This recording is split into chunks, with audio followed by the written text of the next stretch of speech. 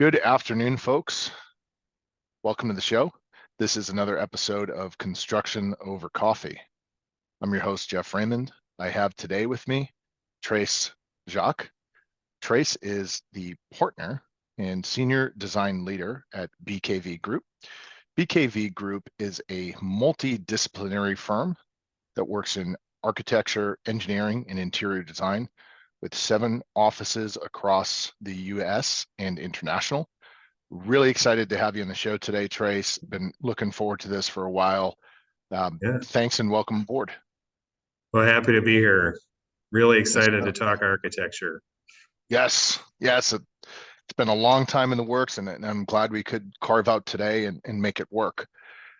We have a lot to cover, right? Let's get into it, and let's start by you giving us a little bit of background about who you are, what you do for our viewers, and we'll start with that. Okay. Well, like you said, I'm a partner and senior design leader at BKV Group. I office out of Minneapolis, Minnesota. We have offices in Chicago, DC, Dallas, and Hanoi, Ho Chi Minh City, and Da Nang, Vietnam. So we're a 24/7 company. And we have in-house structural, mechanical, electrical engineering. We also have in-house landscape and interiors. So we're one of those complete A&E firms. They're called architects and engineering firms. I have been practicing architecture working in the field for probably 37 years now, licensed for just under 35 years.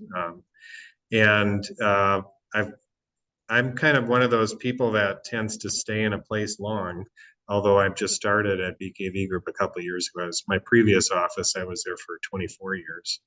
And then the office before that, 11 years. So unusual a little bit in I've known I was going to be an architect since I was 8 years old.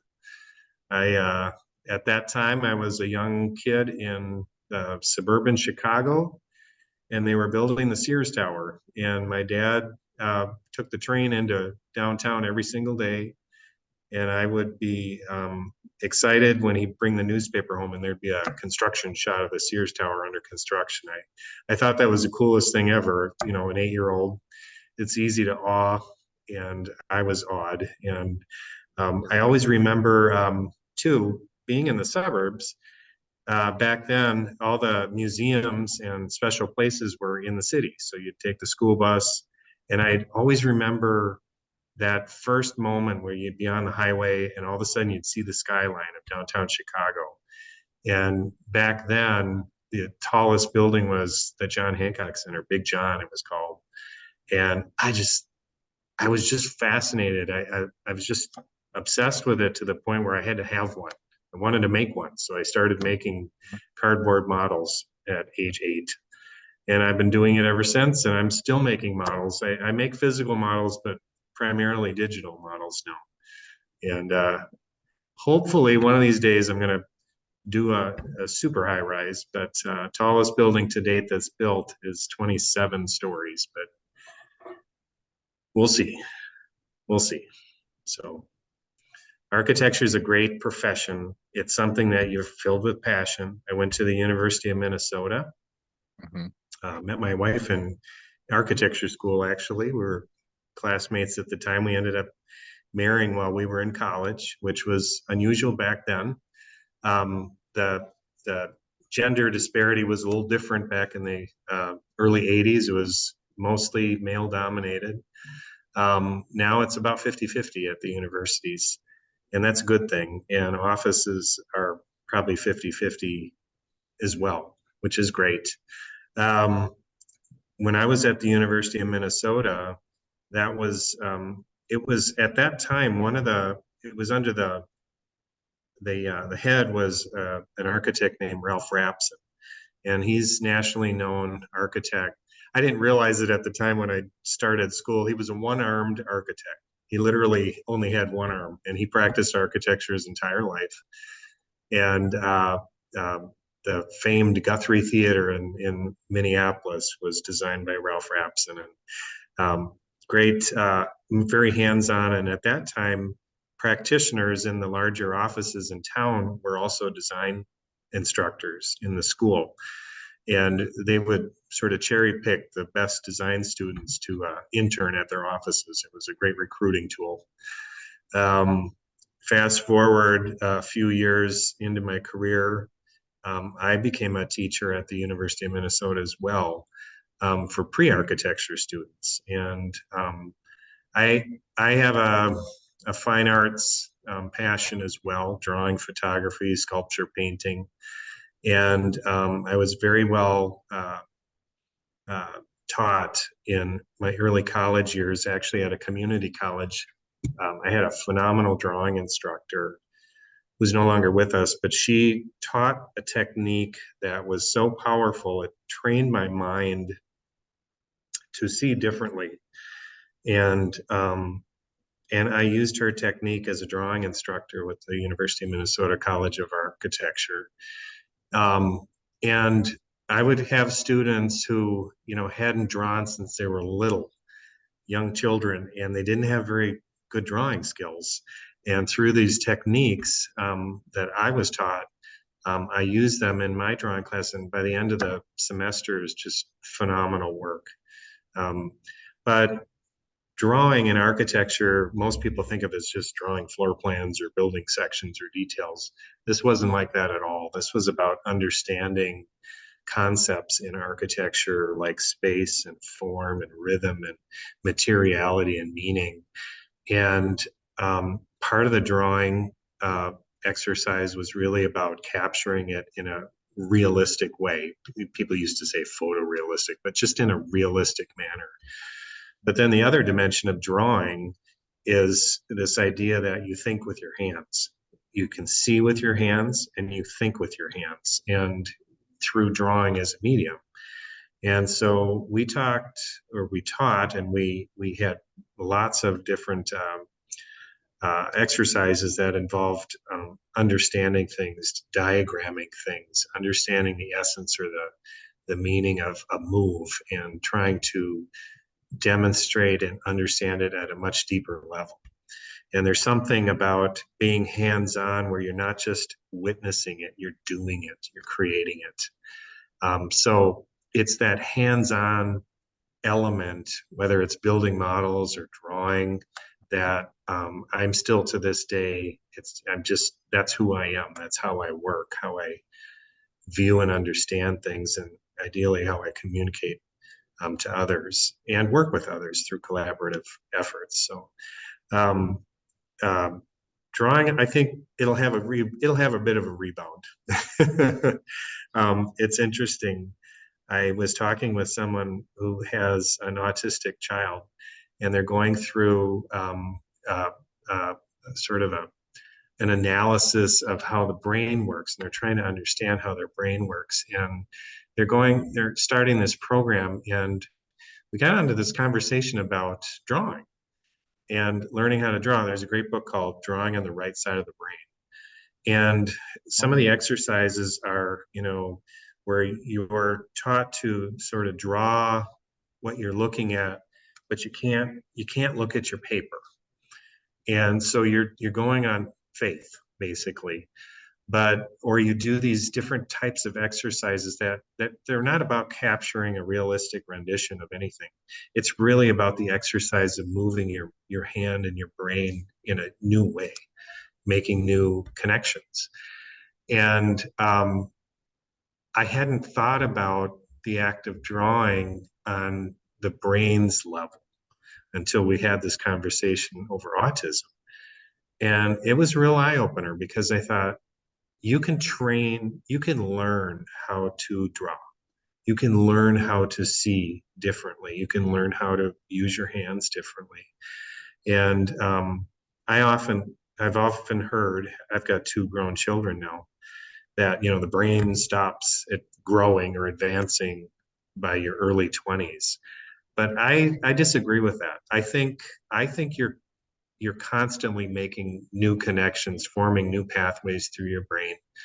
And it's such a healthy, invigorating thing to sort of try out those new things, push yourself in ways you haven't done before. So um, that's kind of a long intro to how I got into architecture a little bit, but it's all interconnected. And today I am still a very hands-on designer. I'm more advanced in my career, but I'm using the same software that the younger generation is using in the studios. And that's a model that's not very common. It used to be much more common, say 30 years ago when everybody drew. But now when you're using software, if you haven't kept up with it, you become more of a director and less of a designer. And that's just not who I am. I've got to be in the mix, So Really interesting your journey because you talk to individuals in the architecture field. mhm, Some of them grew up knowing that this is what I wanted to do. This is what's mhm, right for me, and that's all there is to it. Others may fall into it by yep, accident or by fate, and mhm, others have no idea about it, and then they end up doing it. mhm. How? How did this happen? Um, you said you got into it at 8. Did you happen to have, we may have touched on this in a previous conversation, but did you happen to have anyone in your family that you would consider to be a decent role model that sort of pushed you towards that? That's a good question. When you're 8 years old, well, I had an uncle who was an architect, but he lived in Minneapolis. I was in Chicago. I'm the youngest of four boys. One of my older brothers was kind of interested in architecture too. Started in the architecture school before me. Didn't finish it, but he's a landscape architect now. Um, it's one of those creative fields where um, I was always told architecture's sort of the perfect balance between art and science, or art and math.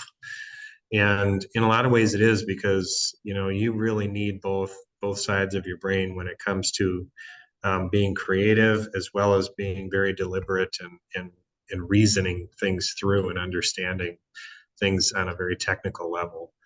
Um, Architecture by nature, and I still think this is basically true. It's one of those professions where you get better with age. You just know more.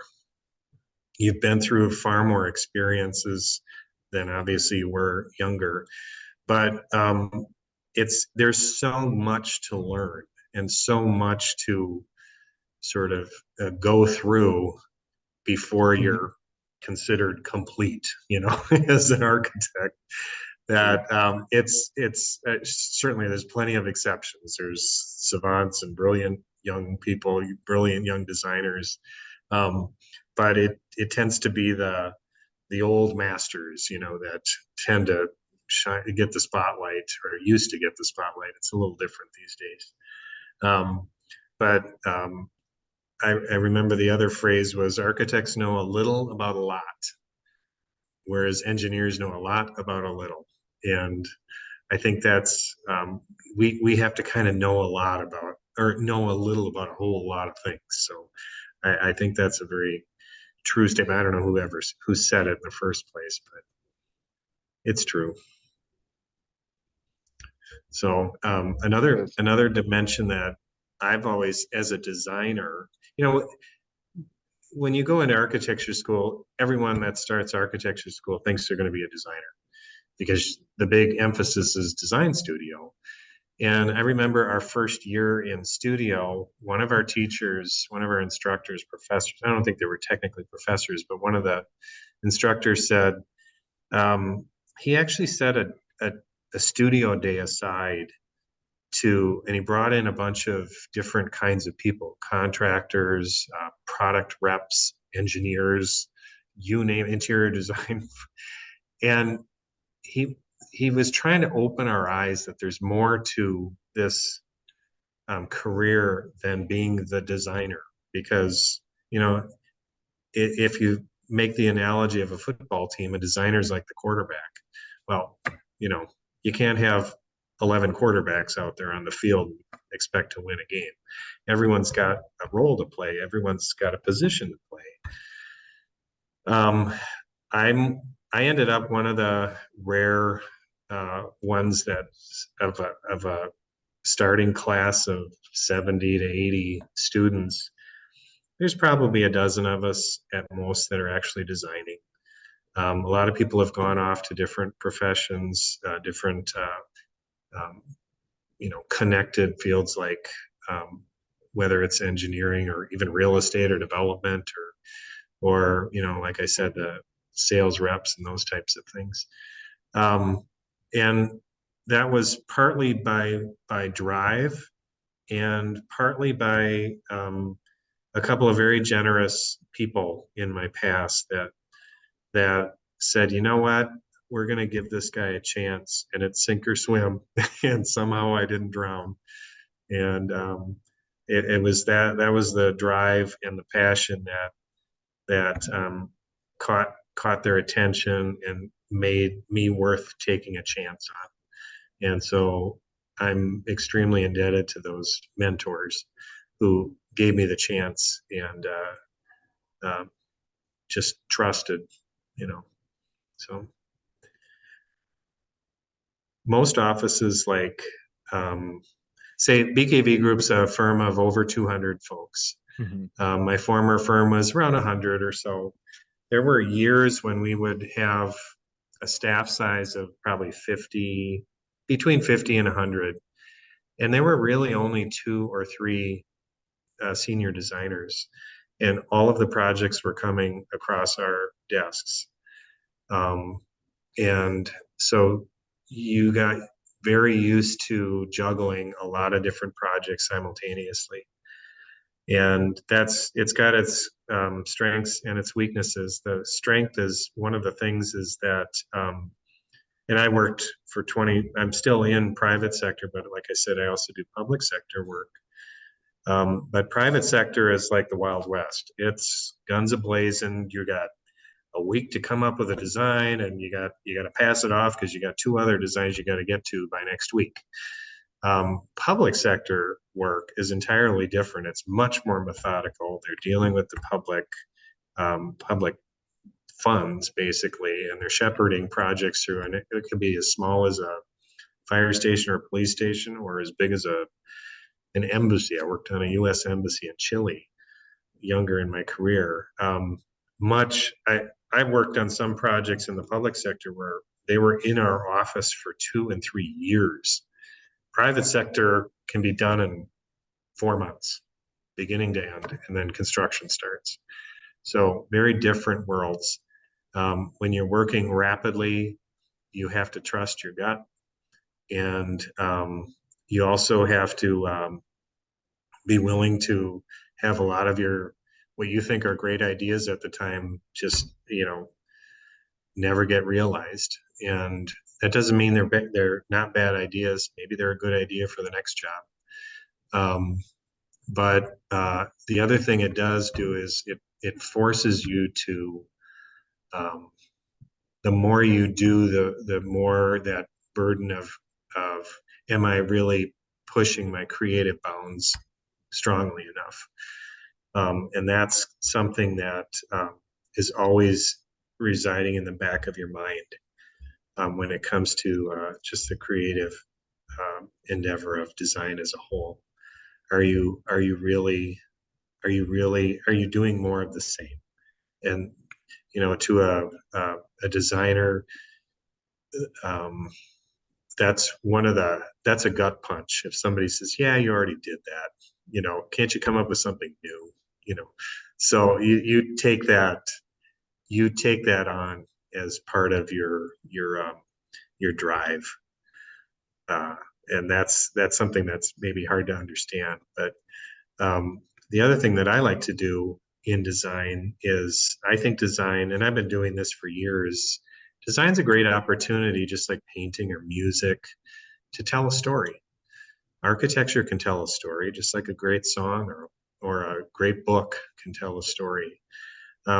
what I like to do, and it's kind of interesting. I was doing this before, probably for more than 20 years, where I like to immerse myself in the neighborhood or the building type or the place, or why is this building being built where it's being built, and how can it contribute to people's lives? And it's not always just the people that use the buildings. It's the people that pass by it, the people that it's part of their daily experience or part of their monthly experience, or maybe it's part of their annual experience, a ritual, those types of things. Architecture, the great cathedrals in the medieval times, the great Gothic cathedrals, those archways over the doors and all of the statuary within the cathedrals and the great stained glass windows, they told the Bible. They That did. was the story. The building was the Bible. And there's no reason today's buildings can't do similar things. I mentioned to you that I'm heading up hospitality here at BKV Group in addition to other market sectors.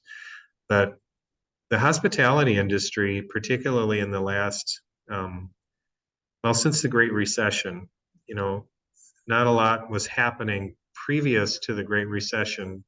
Hotel brands tended to be a little more formulaic. They had brand standards. They still have brand standards now, but today a lot of the standards are be different, be unique, don't do this again. Or they're very much about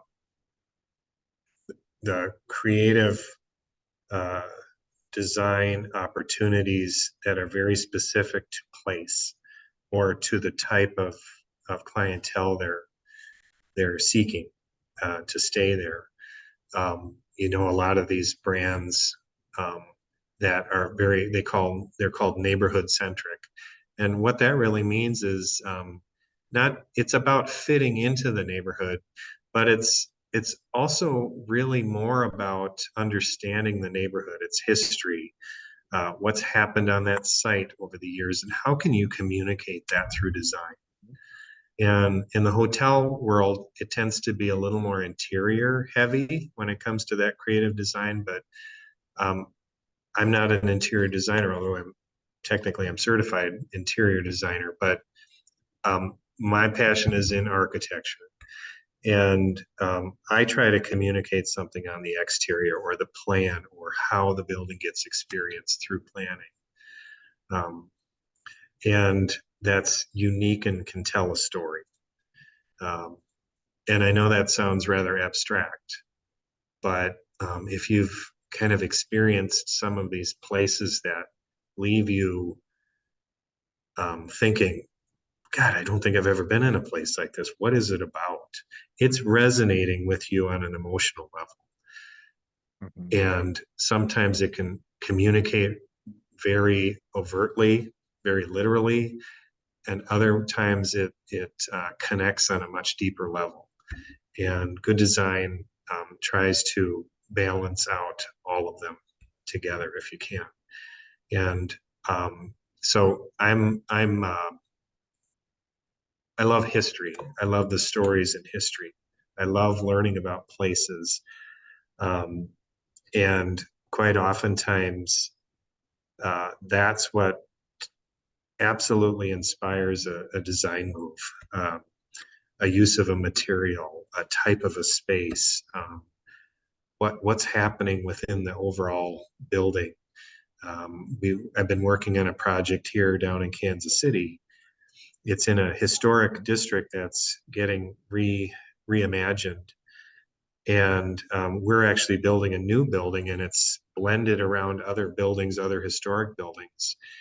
And early on in the process, we're working with the client as well as our interiors. We're looking for the story. We call it the design narrative or story. And at a certain point, the lights just went off simultaneously for all of us, and we said, "This is about discovery, but it's about exploring." And so we created all these different situations where you didn't know it was around the corner and would be a big surprise. or you'd have an opportunity within the building where you'd come to an elevator lobby, for instance, and it was just floor to ceiling glass. And all of a sudden you look down on that area that you came into the building with and saw that historic piece. But all of a sudden you realize, oh my God, I didn't realize that was on top of it. Or on top of there's another courtyard or another place where we can go grill out or something. And it's like all these opportunities to have a bit of an aha moment, but it was really about um, sort of piquing your interest and like, that's so cool. I wonder what else is here. Became the storyline of the design. And it's still holding, as we're still in the design phase, but nobody saw that coming. It started out a very like, oh, we're in a historic building. Let's, show the old brick and show the old metal, and Sure. that'll make it great.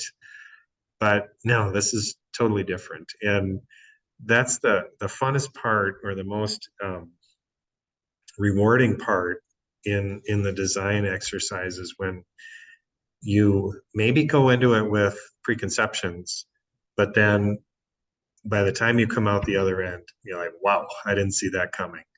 And it's great. It's really great. And if you've got the skill sets to pull it off, it's great for anyone who ends up, whether they're living there or is just part of the neighborhood, etc. So yeah, it's a great profession that way. Certainly is. Yeah. Um, I was thinking, I mentioned something about the tools that we use. And I mentioned this drawing and model building. And it's something that a lot of people don't quite appreciate, is the fact, and I mean, it sounds obvious, architecture, building is three-dimensional. But until most people see, and it doesn't matter if you're sophisticated or unsophisticated in design or architecture, whatever, but you don't really understand something until you experience it three-dimensionally. And the model was the tool that made that possible. Um, Earlier on in my career, I was the model builder. That's how I got hired for my first job. Um, when I started in architecture school in college, uh, we had a really interesting class, because I was this very naive suburban kid who was going to a big city university. And I don't know if I was emotionally quite prepared at the time, but I had my security blanket and I knew how to build models. So Hmm. the rest of the class, the most of our class were music majors and Hmm. arts majors. My wife was a graphic arts person from a local Institute of Art, Minneapolis College of Art and Design. And so all of a sudden we have to do a model as part of our presentation. So everyone's coming to me asking me how to do it. But in the meantime, um, we are in this collective studio where you have all-nighters, literally, where you're there all night and into the next day, and you're all going to breakfast together because you were up all night. You need a little boost. Um, but the music in the studio was just phenomenal at the time. I had never heard most of it, and it was just a great creative environment.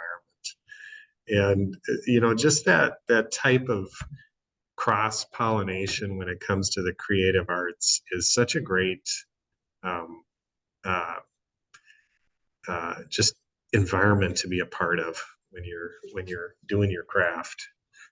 I know a lot of designers, listen to a lot of music or do a lot of other creative ventures, whether it's play instruments, or paint on the side, or do a lot of other things creatively. But it's one of these worlds that you're if you and most designers really do love what they're doing, you're constantly looking for more stimulation, more creative stimulation.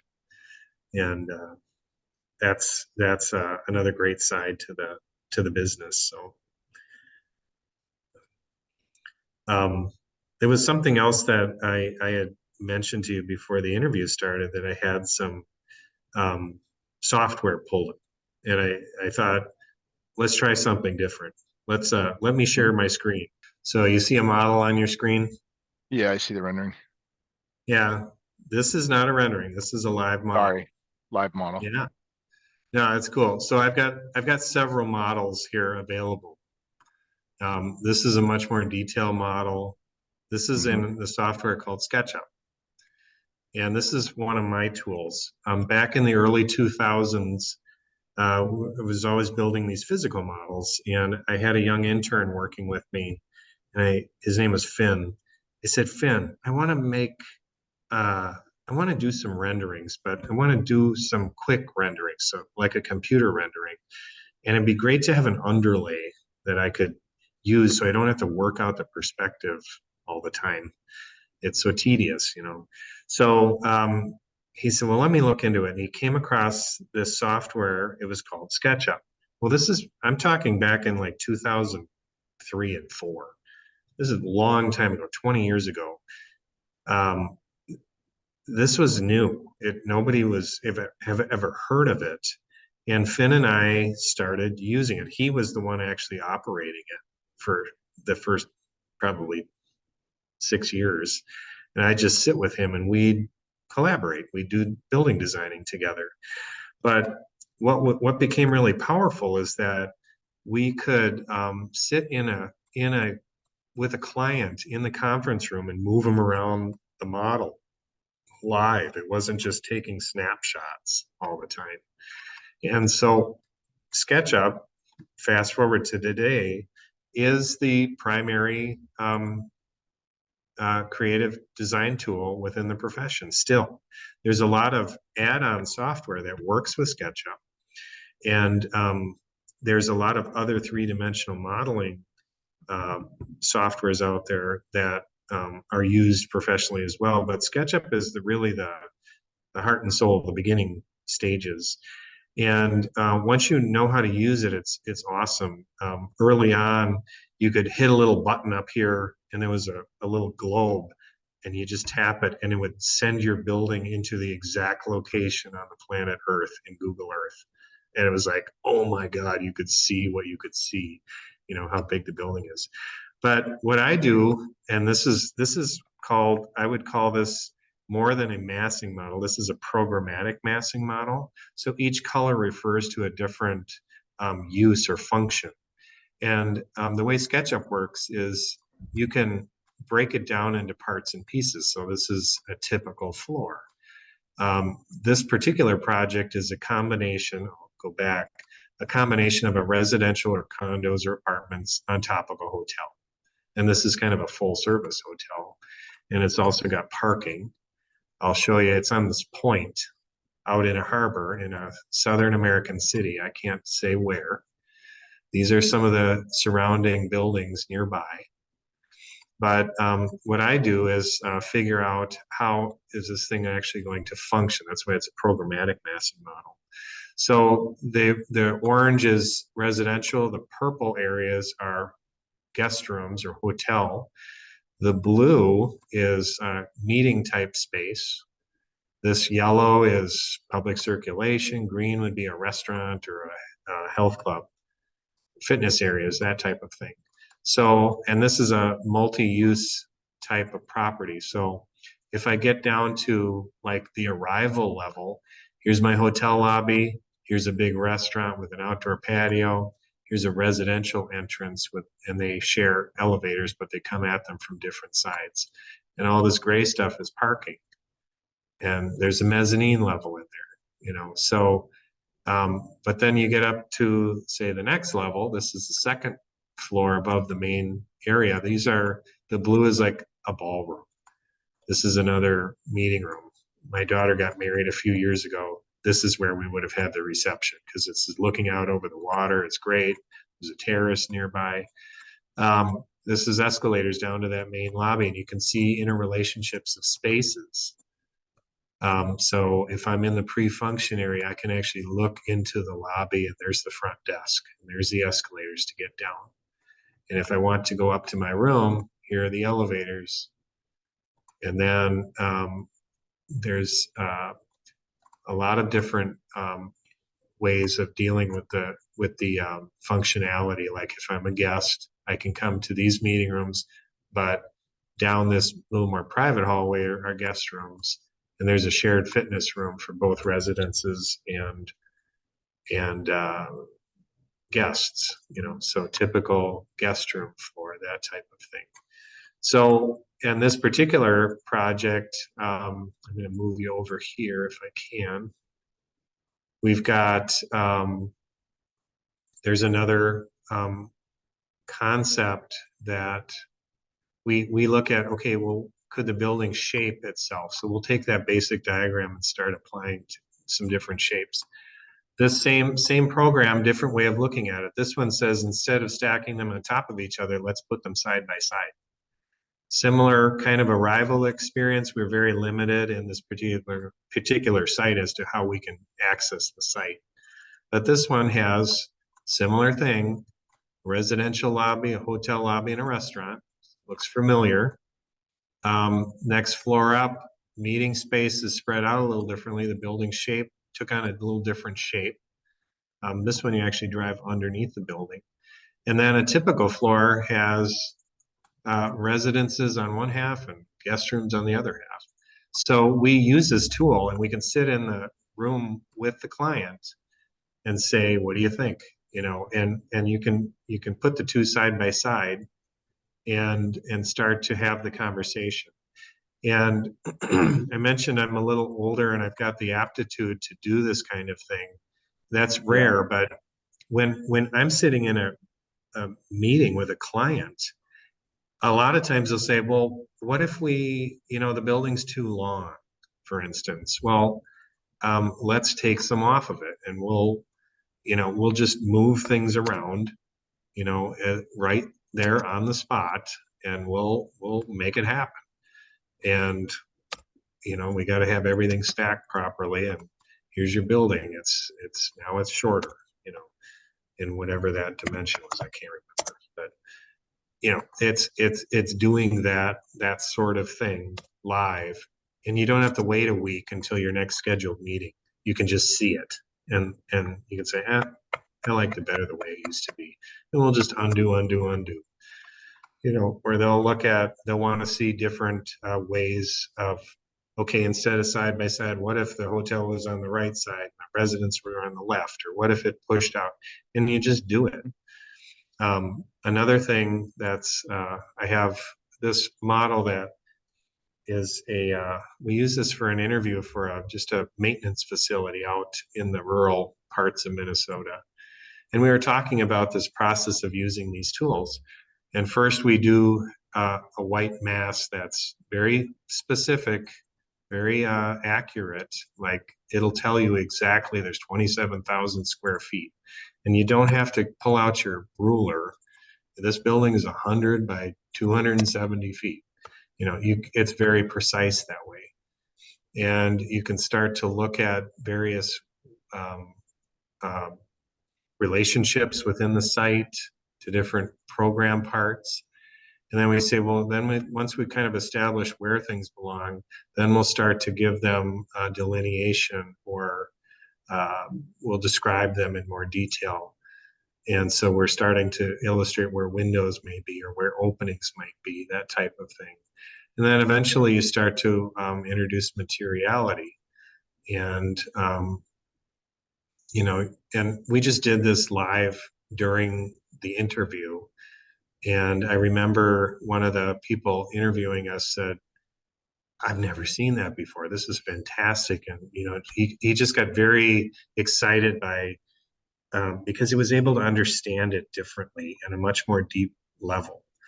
And when you have the aptitude to be able to do this kind of thing live with people, whether you're in a neighborhood meeting or sitting in the conference room with a client, it sort of short circuits the typical design process. You can understand relationships on a much deeper, more comprehensive level, much more quickly in the process. So it compresses the design time, which expands your design opportunities. And that's where the real power is, I think. And eventually you can take it to a much deeper level. This was a big project in Portland, Oregon. It's right over by their convention center. Here's the Portland Convention Center. This is the Moda Center where the Trailblazers play.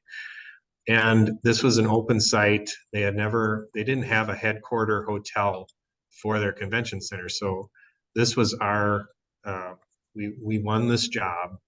And I was, in a sense, the lead designer on the project, but also the pitch man.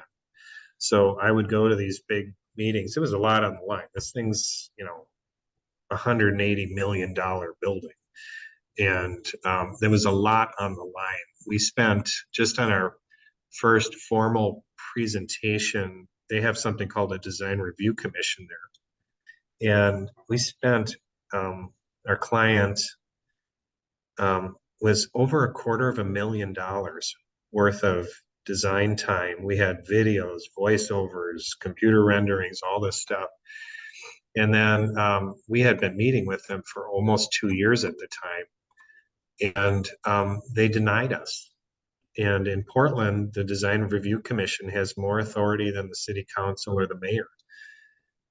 So we had to go back, not entirely to the original drawing board, but they said, we want you to relook at a lot of the exterior. We don't like it, basically. That's a simple way of putting it. So we integrate a lot of their thought, but even though this is not a production tool, as a design tool, I used it to a very deep level. So I showed you on that other model how you can kind of narrow down into, rather detailed ways. We were actually picking out metal profile panels, and I would model them. So it was going to be represented accurately. And we would make panels or parts of the building, and I wanted to make sure that all the dimensions were correct. So these are the different layers in the wall, the sheetrock, the studs, the exterior sheathing, the insulation, the exterior material, and they're all properly modeled. And those pieces get assigned to a room key. And as I back out, it turns into a floor. And then that turns into a guest room tower, and that marries to a base, and that marries to some skin on the base of the building, and then to an overall site and landscape plan and everything. And what's cool about this building is it's a cool building. We're really proud of the final design. But what was interesting about it, I'm trying to find where I have it here. No, it's a different one. Sorry. No, I don't have it. I had some pictures of it. Now I can't find it. Oh, here it is. So that's the actual building. So we went from this model to that building. And what was cool is this was kind of my baby, but I was doing another half dozen projects at the same time during this part of my career. I went out to Portland with the photographer, and he had a drone as part of, so he took these pictures with his drone. And I'm like, so he has his little screen, and like, okay, let me show you a pathway that's super cool, because I've been doing it for 2 years in my model. And we flew around, and he got all the great angles, but you can see all those metal profiles. There they are. That's exactly what we modeled. And you use these models to help predict the future, and this is the outcome. And it's really about communicating with folks, what you see that they can't yet. So another medium that we use is, I mentioned this idea of storytelling or storyboards.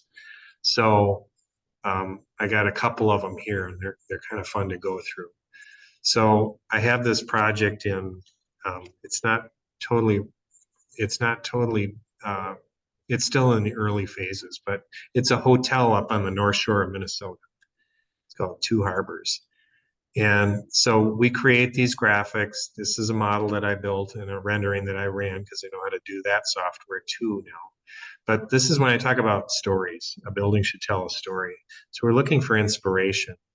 So we talk about, and we share these images with the client. And the North Shore of Minnesota is all about the Iron Range. And there's facets to the Iron Range that are really powerful. You got the raw material, these vast ore docks, the trains, how they convey all this stuff, the harsh climate it's in, moving these ore, across the Great Lakes on these huge ships, and the smelting factory, all of that. It's just like there's a whole world around that. The other part of the North Shore is just the stunning natural beauty. It's a phenomenal part of our country that most people think of northern Minnesota as the boundary waters, but the North Shore is incredible along the North Shore of Lake Superior. The northern lights, the wildlife, the rugged terrain. And then it's also a place of a lot of different kinds of activities that if you've ever heard of Grandma's Marathon, that's where it starts in Two Harbors. You have the iron industry, tourism, the just all of that as part of it. And then we use that to start to develop a design vocabulary. What is this hotel? Drawing from those seeds of inspiration, I offer up these images that sort of could be a direction that the building design takes because it talks to that, both on the exterior and the interior. So you start to work through conceptualizing things. These are sketches that I put together. Just fascinated about how the ore gets from the train on these 1,000-foot docks down into the ships, and it's all gravity. Everything's compartmentalized. Everything's modular, just like a hotel. In Two Harbors, there's 3 docks. If you tip them on their end, they would be this big compared to the Empire State Building, and this big compared to one of these 1,000-foot ships that go in and Wow. out of. Those are the kinds of, when I talk about learning about a place, that's the kind of thing that just captivates me. I love skyscrapers, so gotta get a building in there. But then it's just about factories and different patterns and different types of things like that. And then you start to look at the site itself. Our site happened to be right on one of the bays, right by one of these big docks. And we start to develop a master plan for how it could be developed around it, the different kinds of activities, concerts, fireworks shows, winter sports, hockey tournaments, outdoors, all this stuff. And then to get into the specifics of the hotel, it's a hotel and event center, work out the plans, those are all right off the model, and then run some renderings and see if you're hitting the mark. And this presentation was put together by some graphics people, but I did a dry run of this before this. It was similar, but this looks a little better. And you just run through that, and that's the story. And you can see all these parts and pieces that were in those sketches, and the building kind of feels like a big ship. And it's built on the rocks. This is the rocky shoreline, and you got outdoor hot tubs in the winter, and these outdoor terraces, and you're looking at the lake, and you got these forms that are reminiscent of like the bridge on the big ore boats or these light monitors at the factories. And, these are like the trains and all that modular stuff. It's all there. And that's what makes a building inspired. It's more than just the functionality of it all. Can the building tell a story? Can it embody place? Can it embody something beyond just the functionality of what it does? And so, this is just one example. We've got lots of others, this was a great one for a Waldorf Astoria hotel and residences that was going to be built at the Mall of America. Um, so Waldorf is a really interesting story. It's about making memories. And these are just images. Waldorf actually introduced American luxury to the rest of the world. You know, Waldorf, the original Waldorf was actually built on the site of the Empire State Building. They tore it down and built their Waldorf in Manhattan, the one that's still there today. But this was at the height of Art Deco, in the height of the Roaring Twenties, that all the design work had happened.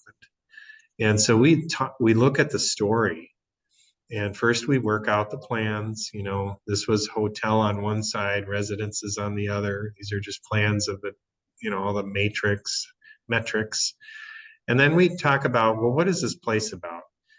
The Mall of America. This was going to be the super luxury high end edition. So it's about window shopping and the different kinds of things associated with that. So Yeah. the beautiful bags, the beautiful things.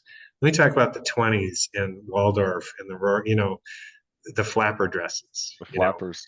Yeah. Yeah, it's just and then there's this other thing about the beautiful tracery, the beautiful ornamentation that was still present back then that enhanced everything. And then we talk about what is it about to live in this world. It's kind of like going to the theater. It's a big, you know, there's an element of drama about it all. And we took on this idea, well, what's really unique about theater besides the actors and the story?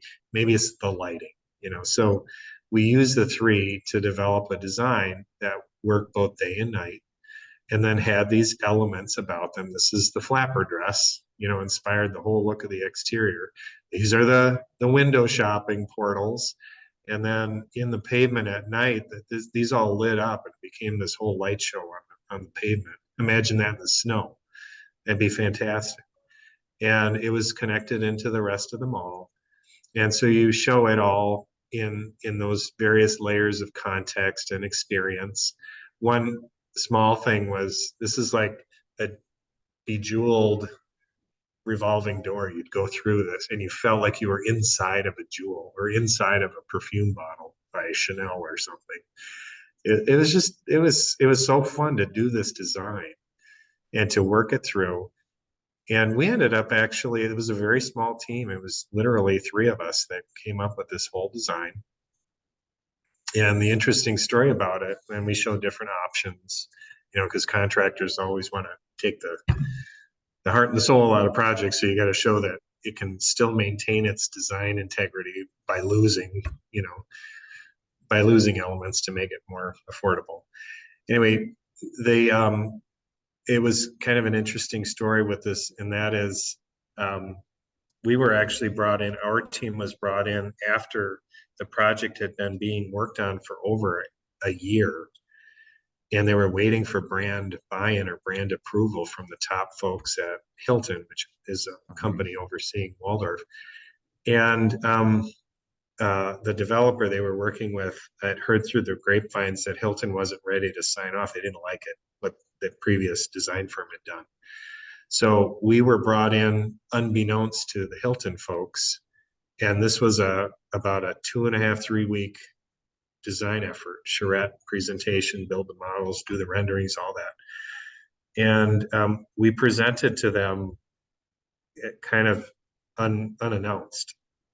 And what was kind of fun about it was this was, they had hired a big name firm out of Chicago.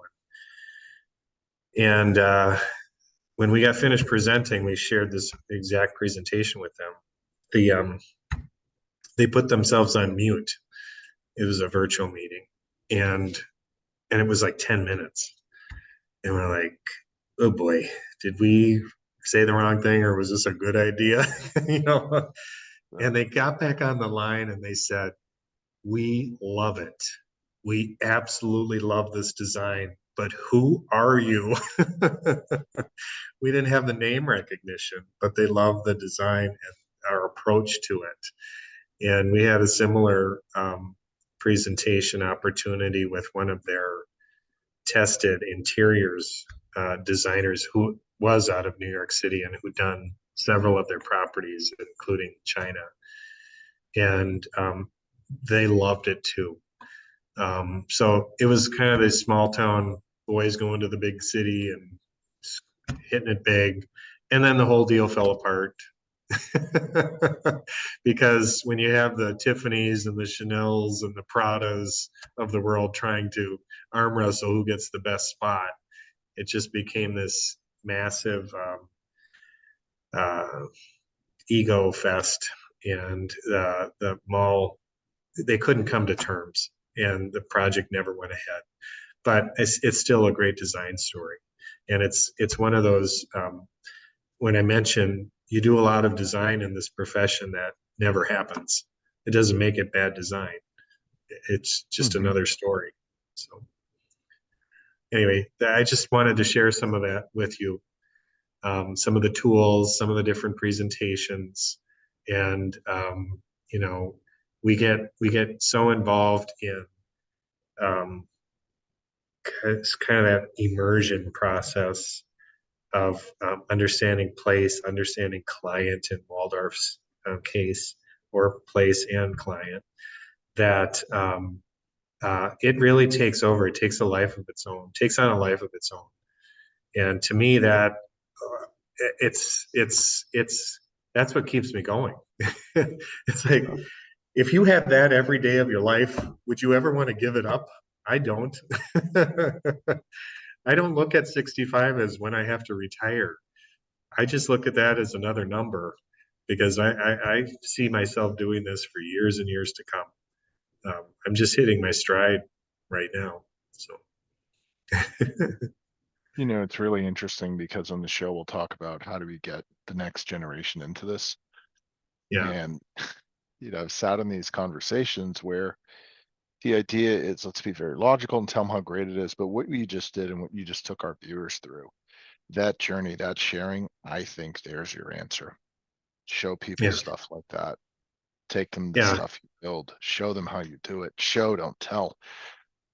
Man, I wish I could clone that. I'm glad this is being recorded.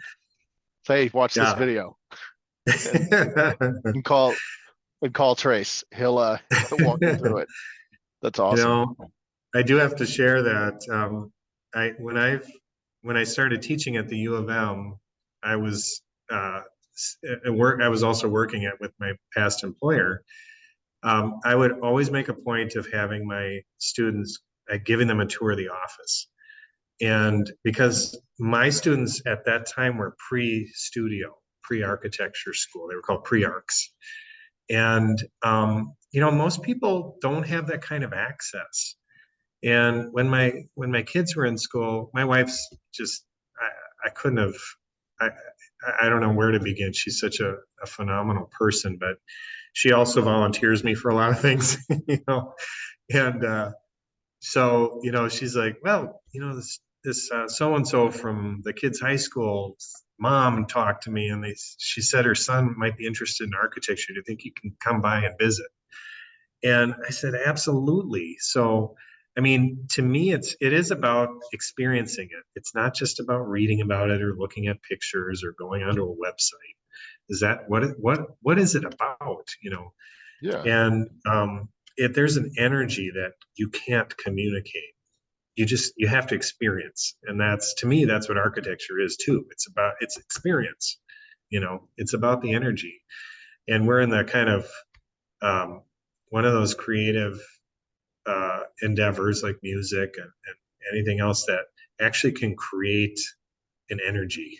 Just it literally is something you experience, and that's, I'll never lose the fascination and just the how much of a jolt that is of, this is why I get up every day, kind of thing. So but you know having college age kids, having high school age kids, doing things with them, there's a lot of activities that involve charretting, and one of the, I mentioned, about having an aptitude with the software now.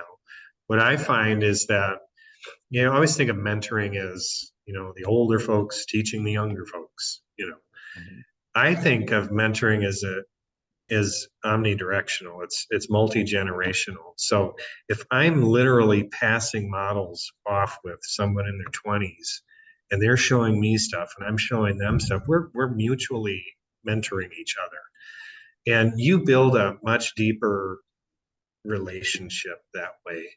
And same thing with clients when they're offering ideas and you're able to do it with them, demonstrate it and say, yeah, well, let's go see, and we'll build it and we'll do it live. All of a sudden, they're not kind of on the outside looking in. They're right in the mix. It's like the general who fights from the front instead of the rear. you know, that's how, to me, it enhances everything by on so many levels, in so many ways, by keeping your aptitude up with the technology so it doesn't pass you by. Um, but just as a tool, it's a great um, uh, way to involve and collaborate. And to me, I live by the motto, or I work by the motto, you know, the best ideas come from the most unexpected places or from the most unexpected people. You always have to have an open mind and be willing to entertain it, and not just entertain it, but let's try it, let's see.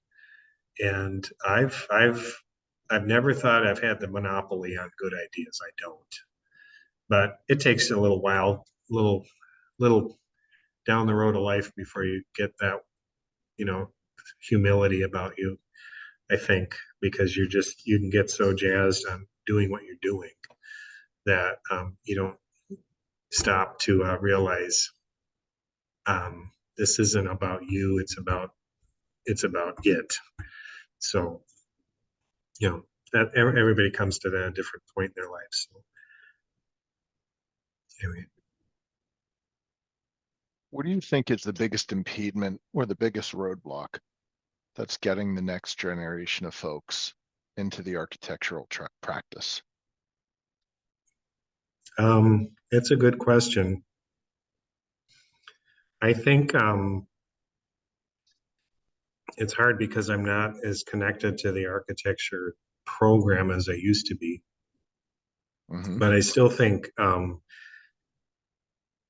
that's a fairly complicated question to ask.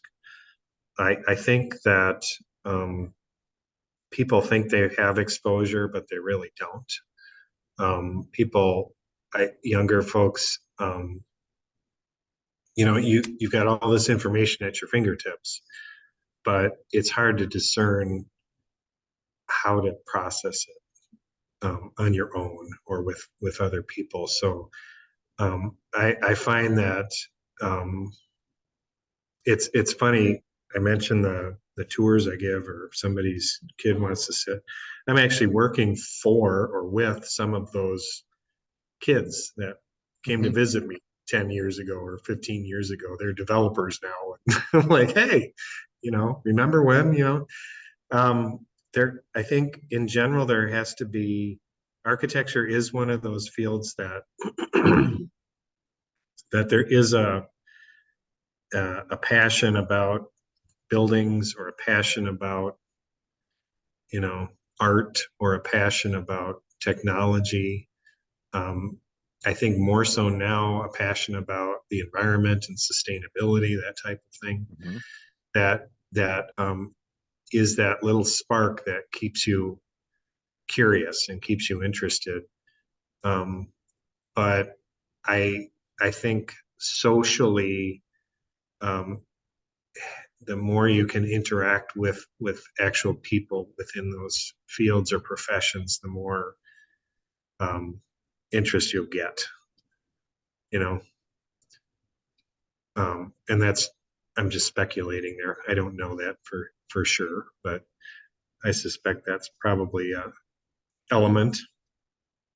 Um, and also getting involved with opportunities, like I mentioned, some of these design charrette options or opportunities. I've Mhm. I've spoken at several high schools over the years that you know, they have architecture programs within their high school, which is interesting, but they tend to be a little more on the like uh, what would it be, a technical college sort of approach, drafting and modeling with Revit, that kind of thing, and not the creative side of it. And that's great. It gets people interested, but I think it can also, I don't want to say turn people off to it, but leave the impression that it's a profession that's rather dry. And for young folks, that's the last thing they want to be. You know, if you ask somebody in you know, a junior or senior in high school, do you want to sit at a desk the rest of your life? You know, most of them would probably say no. Um, and that's not what architects do. But uh, the the idea that it's creative and that there's a lot of this intangible stuff as part of the profession is hard to communicate, and that's where that connecting with people within the profession, or visiting an office, or taking a creative class and seeing you know what's there, I think is a big factor. One of For me, I always I said I always knew I was going to be an architect, but when I was growing up, and I was take the art classes, but when I got to college, I took an art history class, and that just opened my whole brain to understand art in an entirely different way. There's actually, you know, a Renaissance movement, and it meant this, and they did this, and they it's like I thought I knew history until I went to art history and realized how tied it was to so many different forms of art, music, writing, all of the above. That, and I didn't realize there was architecture was another one of those creative fields that went through the same historic periods in concert with everything else. And when if when you learn those types of things, it almost solidifies um, your interest in something. And so it's about making it more multidimensional. That's I think that's a help or an aid. But you know, I think it's about doing and experiencing. That's the best recruitment tool you can have. Agreed. Are there any, this might be another difficult question to answer, but are there any specific stereotypes about the industry or people? Fun one, right? Are there any specific Yeah. stereotypes that, may exist about the industry or people in it that you just know aren't true, that some of these younger folks should know about? Maybe the Oh, work environment, what they actually do, how they're spending their days, personality types, things like that. yeah, it's interesting. I want to give a thoughtful answer. Take your time. Yeah, I again, I'm far enough away being young, but I also have children of my own, and so I kind of draw from them how they view the world. And it's not that different than the way I did when I was their age. As much as you want to believe you're unique and you're Sure, at a of different course. place, everybody's going through the same. Um, I think there's probably perceptions, like I said, that uh, it's a I don't know. It might be too technical. It's not creative enough. It's they don't pay enough. there's lots of long hours, all of the above, and it's all those perceptions are kind of true. Um, but I don't know. There's again, I think there's this intangible that still overrides or still kind of bleeds through everyone's circumstances, and that is if you've Yes. got if something captures you, if something interests you about buildings, um, and you don't have to be an architect to have that. You know, you could be in construction, or you could be in engineering, or you could be a sales rep, or you could be a city planner for the city of whatever. You could be on a planning commission and Mhm. still be contributing in a lot of different ways. And from the architecture side, I think that, like I said, it's the balance of the technology and the art. In a typical office, your staff count of say 50, you'll have somewhere on average, and I'm shooting from the hip a little bit here, but you probably have, 10 partners, sometimes less, sometimes more. You'll have a couple of Mhm. Sure. senior designers, and then a lot of production type people, and also project managers. And there's kind of three heads in the architecture office. There's the design, the implementation, and then the management side. So you have a project architect, a project designer, and a project manager. And sometimes the project manager might be one of the partners or the principal. Sometimes the designer, it's a lot of times the designer is not the project architect, but in smaller offices and certain offices, it can be the same. But in medium to larger size offices, you become a little more specialized. And there are people that absolutely love putting buildings together. They love figuring it out. And then there's highly specialized people, the specifiers and whatnot, or people that are particularly good at doing certain tasks, like renderings or whatever. And I think the probably back to your first question earlier, I don't know if there's a perception that is able to comprehend all of those dimensions to the business, to the career, to the field, or being part of an architecture firm. We did a really interesting personality type study.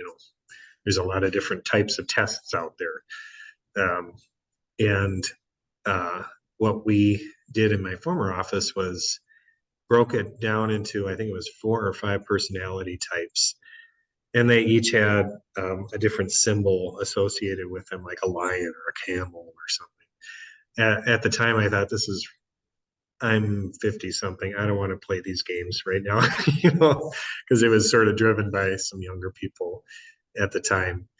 But what it was really about was understanding people's how they communicated, how they worked, how they operated, how they interrelated to each other, and it almost to a T described one of those types of positions: a design, a principal, uh, uh, uh, a, what used to be called traditionally a drafts person, or a technical person.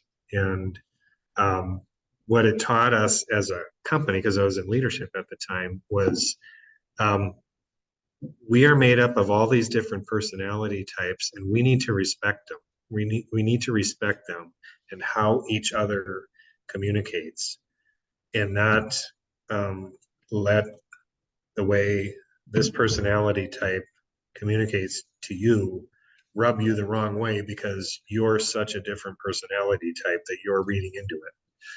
Those types of things.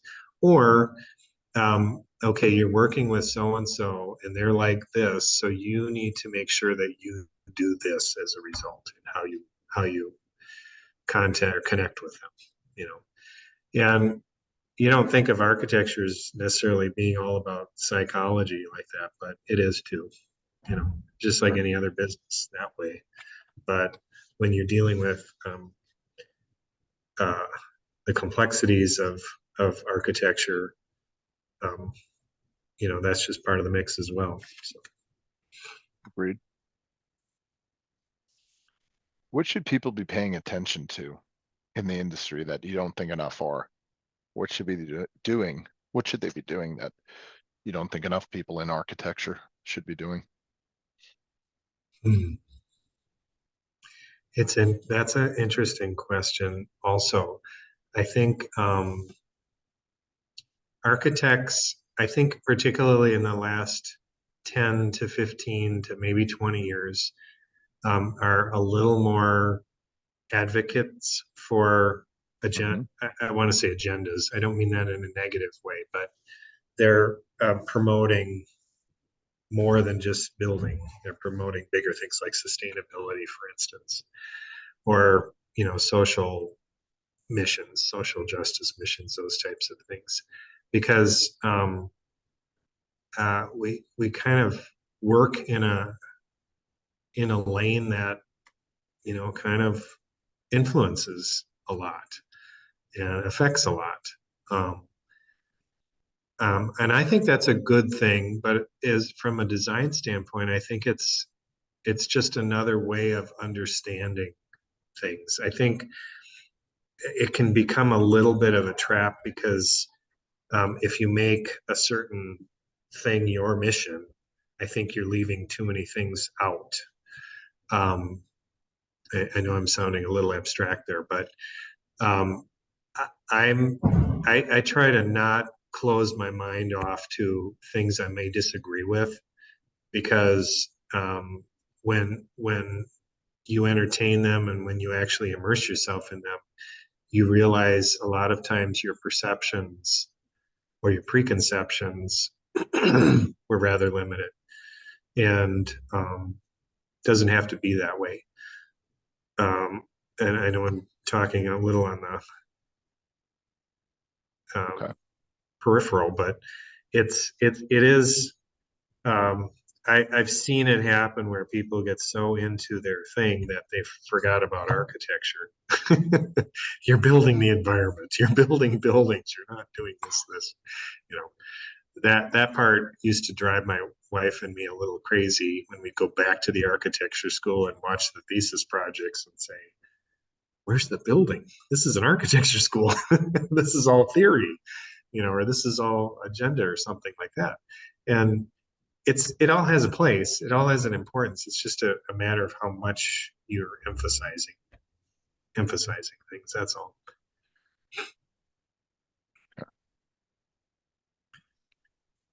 What have we not touched on? Hmm. Where else can we go with this? Oh, there's a lot of places we can go. Um, hmm.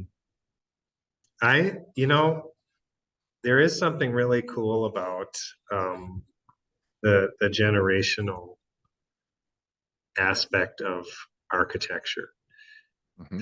multi-generational aspect, because we're we're living in a society now that I think it used to tend to be a little more hierarchical, Sure. and there's still hierarchy, but it's in a different form now. And I think that's a good thing on a lot of levels, but I also think it's got a downside too. Um, I think that architecture in general is one of those um, endeavors that um, it's a creative field that actually has consequences when it's not done correctly, Hmm. like life and death consequences sometimes. It's not just the engineers that rests on their shoulders, but you know, architecture does have and design does have the um, capacity to um, invigorate or destroy. Good or bad design, good or bad architecture, good or bad moves. And I think as designers and as professionals, Having that awareness and taking it seriously is something that a lot of other creative professions just don't have to worry about. Buildings, you have to understand codes. You have to understand fire and life safety. You have to understand ADA. You have to know about all of these things as part of your job, as part of your responsibility, as part of your license. And architecture actually more recently in the last, I think, 5 years or so has taken on, we have to take classes to keep our licenses. There's a required amount of hours you have to do every year, every 2 years actually. And more recently, ethics has become a requirement, just like sustainability has become a requirement. You think, is that because there's a lot of unethical things happening? Or, I don't know. But I thought, well, I don't have anything to worry about. I'm pretty ethical. But taking the classes, all of a sudden you start to realize all of these different situations that you can be put in just from a business standpoint or from a lot of different levels. And the other side of architecture that doesn't really get taught too much in school, just as a business, is one, they don't teach architects much about business when you're in school. It's just design, design, design. So architects aren't always the best business people. But the other element is when you're in leadership and ownership is how much you have to deal with legal issues and lawsuits and those types of things, and how to navigate that on the legal side is it's just a dimension that I don't think very many people are really aware of, except people at leadership levels and the lawyers that are being paid to help them navigate situations. It's kind of crazy.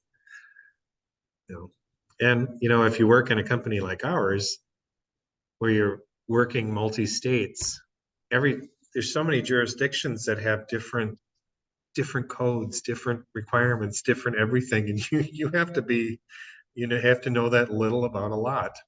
You have to know what you don't know, or you have to at least figure out what you don't know and find people that do know and get them on your team, even if it's just for a project or two. And another nice thing about the profession too, in general, is it's got a yin and a yang, a good side and a bad side. Sometimes architects can be very critical of each other's works. It's surprising. I'm not that type of person. If I see some beautiful architecture and I see the architect, I'll tell them what a beautiful job they did, what a beautiful building. A lot of architects are like, that building is horrible. It's, if I did it, it would have been a lot nicer. It's kind of ego driven. But Right. there's a lot of collaboration within the profession too, because particularly in down economies, because architecture is one of those fields that gets very affected by recessions, Yes. particularly if you're a firm that has a particular building type that is being hit hard, you're laying people off and you're out of work. But when times are tough, architects reach out to each other and they say, look, I really like this employee. I don't want to lose them. Can you use them for 3 months or 4 months? And we loan each other out. It's like, that's cool. That they're kind of looking out for each other on that level. And just, when times are tough, we kind of try to circle the wagons a little bit for each other as best we can, so That's I don't know if that's important. a whole conversation or not, but I think that's it's, something a lot of people wouldn't know from the outside. yeah. I I had a mentor and a boss for many years who absolutely prided himself on the fact that he had never um, let someone go because of a downturn in the economy. He just made sure that that person was employed. he just couldn't bring himself to lay someone off. And so it always meant farming people out or saying, I don't want to lose you. Can you work 30 hours a week for a few months? Because it's all we can do manage. I think what I'm experiencing more recently, and the pandemic kind of brought this to light in some situations, are I think things are a little more cutthroat, to be honest. And sometimes sometimes that's no, and it can really hurt our industry. When you talk about people wanting to go into the profession, if they learn that, if there's a downturn, I'm going to get canned because I'm a low person on the ladder. Um, why am I thinking about this seriously? You know, my security is at risk here. And I don't always think that some of the decision making um, takes all that into account, because I've experienced both sides of, you know, let people go immediately and let people try to find a home for people. Or the worst thing is um, keep people on and not be able to pay them, and your whole business starts to go down the tubes because you weren't able to make a decision. But I think that's just a dimension of business in general. That's challenging as a whole, no matter what industry you're in. But that is a dimension that's been traditionally um, pretty associated within the architectural field, but I think it's becoming less common than it used to. It's interesting because definitely the last few years have been really interesting on the employee and the work front. And Mm-hmm. the last couple of years has really exacerbated, I think, the people availability and human capital aspect of the business. And I would say that we have definitely seen a decrease across the board in what one may call professional courtesy. Yeah. Is a nice way Yep. to put it. Um, Yeah. and eh, that sense of it's not just architecture too, it's engineering, construction, real estate. Yeah. It's almost as if, hey, it's just business. Well, Mm-hmm. there's business, but humans do business, right? Animals don't do Yeah. business, humans do. And there's that very human personal aspect that comes with it. So I feel Right. you when you No, talks a I little, I become a little more cutthroat. I feel you on that. I think that speaks to your sort of your moral compass too, because or your personal ethics. I Mhm. think that uh, I think there's I can't point to any specific trend, but it just you can feel it out there that um, man, what happened to the fact that I'm a human being? Um, and that's how I navigate my days now. Is it's just not me, me, me. It's you, you, you, and how can I serve you? And how can we do something together? And I think that's affecting a lot of different fields, a lot of different businesses in general. And I don't know what um, steers that ship back to thinking about other people a little bit more.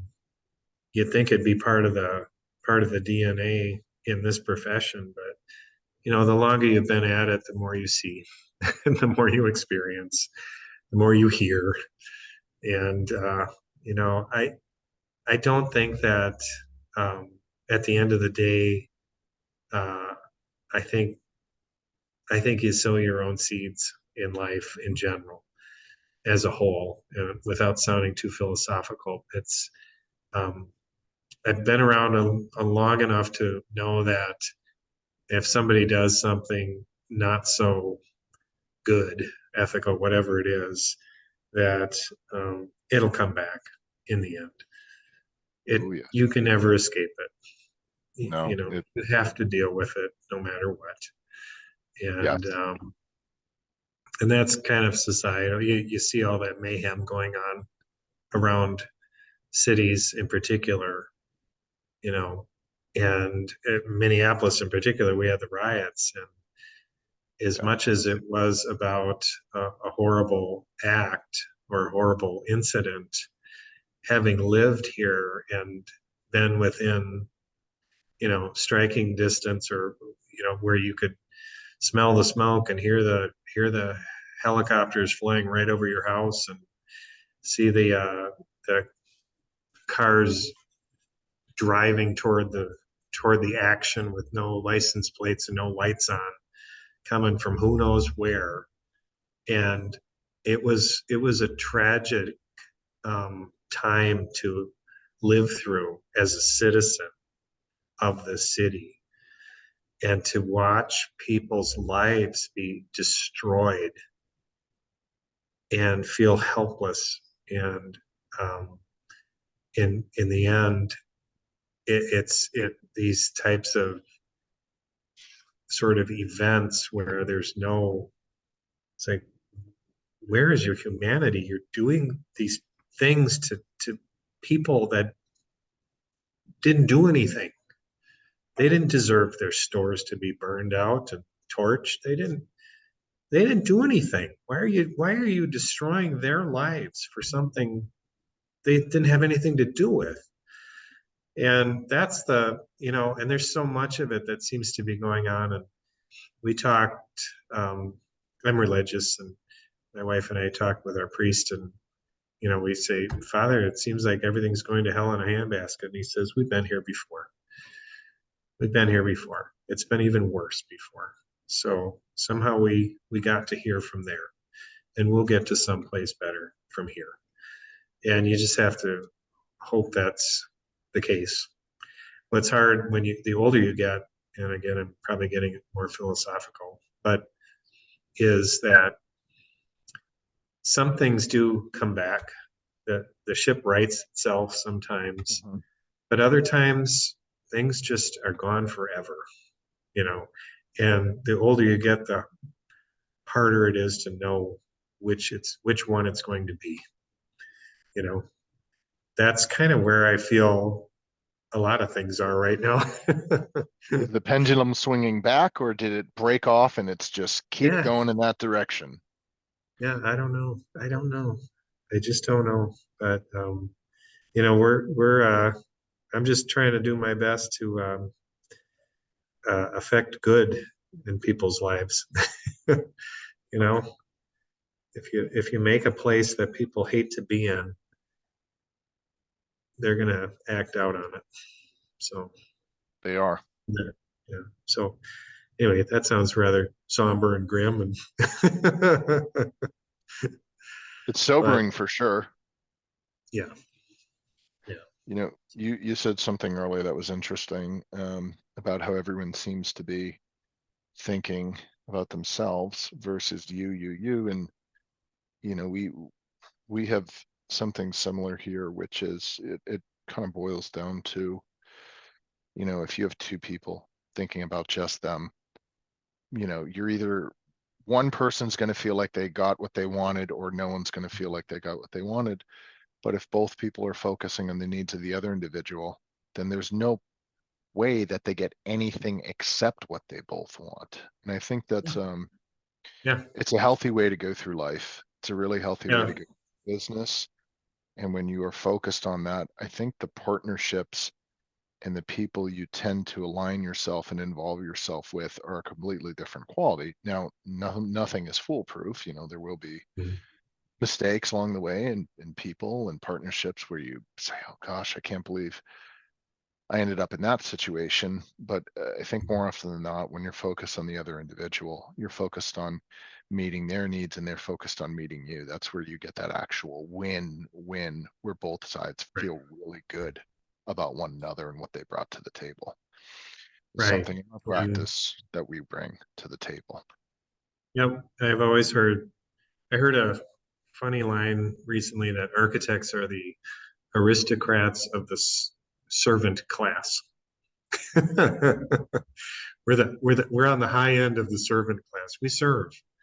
We Yeah. serve others. We're not policemen or firefighters or soldiers, but our whole point is serving other people.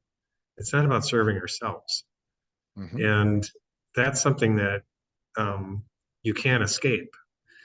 And if you remind yourself of it, or if you're just you think about that as part of your daily activity, that as much as you feel good about doing what you're doing, or as much as you feel enriched or whatever, in the end, it's not about you. It's you're doing this for others. You're using your gifts and talents that God gave you. And if you have an awareness of that it's you you have an obligation to do the most you can with that. Hmm.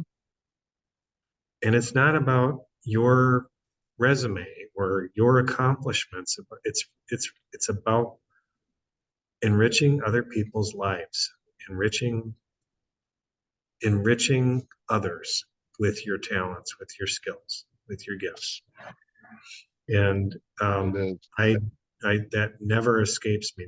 That's front of mind every day when I come to work. So um, I think that's the only way you can look at that. And I know it pales in comparison to other people who serve our society and our communities. My life isn't on the line every day when I get up, but I have a responsibility and obligation to a lot of people, and I take that very seriously. So, As you should.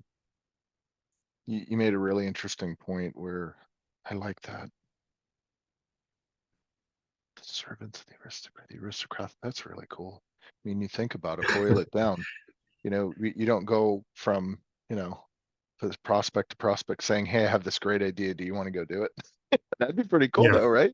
So, hey, I got yeah, this great idea for XYZ. Who's the lucky one going to be? Right? yeah. People come to you with their visions and their dreams, and you help them realize them. That's Well, a we have servant relationship. yeah, I have a new client who is, um, he's not, he's got a connection to the Twin Cities, but he was actually in the entertainment industry, music industry, in LA. And he just had this kind of quirky idea of doing like a craft beer company. Just and he's kind of eccentric.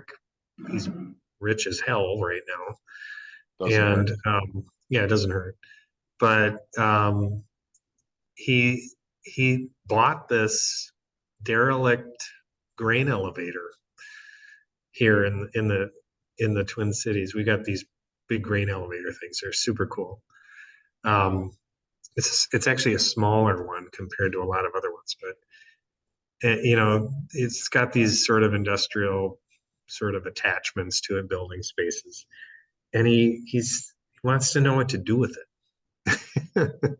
Like, this would be the most amazing venue for one. You could make a brewery there, but Sure. for a hotel or an event type center where people can come here and just hang or get married or just have a party or listen to a concert in this setting that's just magical. It's like this, it's hard to describe. It's so cool.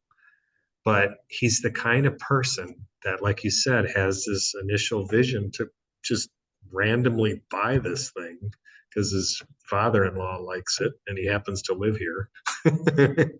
And Sure. he's like, I gotta do something with this. What can I do? So we're kind of like working up different ideas what he can do with this place. And we bring expertise to the table and our experiences. And BKV Group has this particular expertise in developing, repurposing historic buildings. We've done a lot of them, and this is like it's not a huge place, and you always think about the big name projects or big projects, and this is one of these smaller projects that could be like a feather in a cap to somebody's career. Like, who did that? This is so cool. And not that it's about your career, but it's about seeing potential and going through some of those, the story, the narrative, like I shared with you before. This one's really rich. It's really rich, and it just popped up like a month ago. Like, didn't see that one coming. And that's another cool dimension to this, is how unexpected, how spontaneous, how unpredictable things can be, opportunities can be. And I remember having our first meeting with the guy. I can't say his name because I have a non-disclosure, but I was super stoked. I get pretty excited, amped up about things. To clarify, you said super stoked. Stoked, yeah, as Stoked, in, okay. I thought so. like Thought so. stoking a fire, Yeah, like excited. Yeah. Yeah. I thought so. Cool. Anyway, I was sharing with him all these things that I had whipped out with SketchUp models and all this stuff. He's like, I feel like he said something like, are you trying to snow me over? Are you trying to, he's like, he couldn't, he couldn't get over the fact that somebody was almost as excited as he was about it. And I said, no, I'm not. I think this is one of the coolest opportunities I've seen in years. And I'm being completely honest with you. This isn't an act. And we're off to the races. We're going to do something cool. And like I said, I didn't see that one coming. You got to tell me once it's done and the NDA Yeah. is allowing you to do so. I want to check it out. Yeah, I will. Hopefully I'll get a chance to see it the next time I'm out there too. Yeah. Yeah. It's that time of the year where it's becoming tolerable for us, thin skin Floridians. 2 more months and we'll be able to venture out there. Oh yeah. Yeah. Yeah. Well, anyway, it's been a great conversation. Certainly has.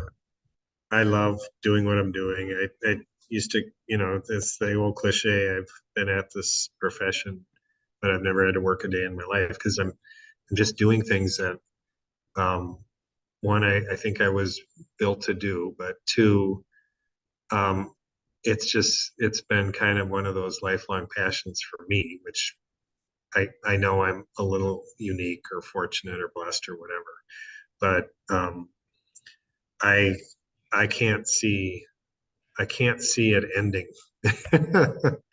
And knock on wood, I hope it doesn't end soon, because I got a lot left in me. But it's such a great career. It's such a great thing to be a part of. I can't Enjoy say it. it enough. Enjoy it and well deserved. Trace, if our viewers want to connect with you, they can certainly find you on LinkedIn. Yep. Is there an email that you'd feel comfortable for them to get in touch with? Yeah. I have my work email. I think you've been communicating with me. It's the Jacques at bkvgroup.com. Got it. Great. Okay. Yep. And I'm open to, I love inquiries. I love sharing, as you can tell. And so, yeah, if you have any further interest or any people that are interested in more conversations, I'm happy to be a part of that. Or just people interested in maybe even pursuing projects. That I don't mean that to sound like a marketing pitch, but it's just like this guy in the grain elevator. You never know who's listening. You never know who's out there, and it's just fun to do things creatively with people. Definitely is. Yeah. So, Well, I appreciate you, and your viewers are really going to appreciate this. Thank you for your time today. okay, great being with you. I'm really happy to share what I have shared, and I love this forum. I love your what you're doing. I think it's really, I think, impactful, but even more so meaningful. And the more people that I can steer your direction, I will. I will. That's just who I am. So Get that. hopefully your views will get higher and higher. All right. Thanks a lot. Thank you.